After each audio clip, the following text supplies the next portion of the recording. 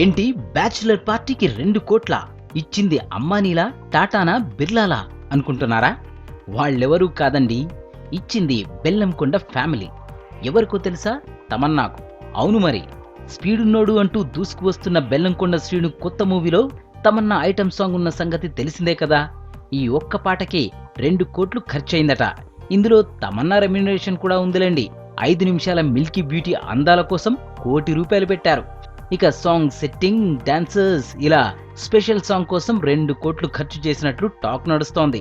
Bachelor బాబు అంటూ start అయ్యే ఈ స్పెషల్ సాంగ్ ఇప్పటికే యూత్లో దుమ్ము రేపుతోంది. మరి స్క్రీన్ పై ఎలా ఉంటుందో చూడాలి. ఈ విధంగా తమన్నా బ్యాచులర్ పార్టీకి 2 కోట్లంటూ ఫిలిం ఇండస్ట్రీలో సెటైర్స్ సర్క్యులర్ అవుతున్నాయి.